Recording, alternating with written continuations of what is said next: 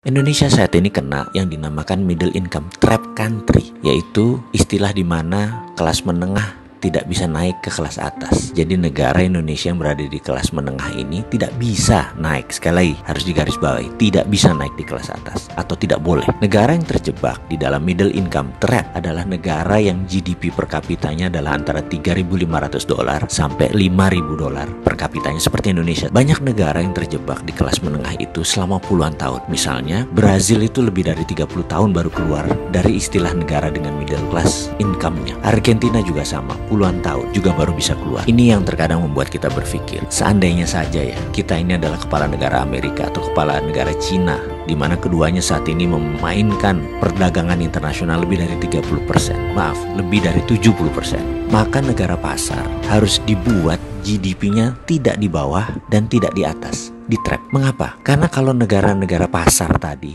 income-nya naik, maka negara tersebut harus menjadi negara produsen. Dan ini malah menjadi kompetitor negara besar. Nggak boleh. Jadi nggak boleh negara tersebut jadi produsen. Kalau negara tersebut miskin, misalnya GDP-nya di bawah 1.000 per kapita, mereka nggak mampu beli barang Cina dan beli barang Amerika. Dan kedua negara itu nggak mau membuat negara tersebut miskin. Makanya negara-negara market harus dijebak di tengah. Cara trapnya bagaimana? Dan mengapa harus di trap atau dijebak? Biasanya negara yang berpenduduk besar yang dijebak di tengah oleh negara kapitalis. Caranya dengan jangan jadikan mereka negara produsen dan manufaktur. Kedua, jangan jadikan mereka swasembada pangan. Terakhir, jangan mereka bisa mengendalikan energi. Ada sebuah perkataan dari Menteri Luar Negeri Amerika dulu namanya Henry Kissinger. You control the food, you control the people.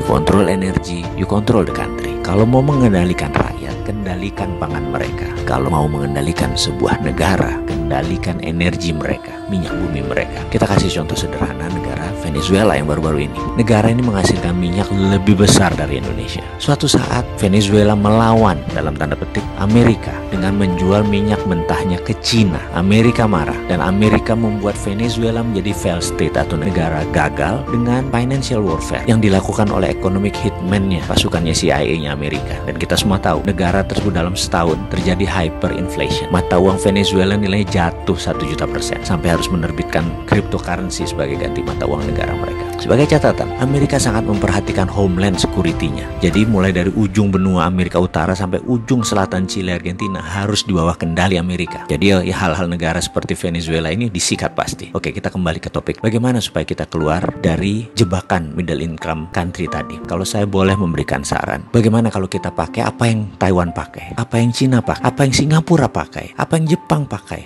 waktu di trap dulu, yaitu dengan TINA. Pasti paham kan, wahai pengelola negara, paham TINA.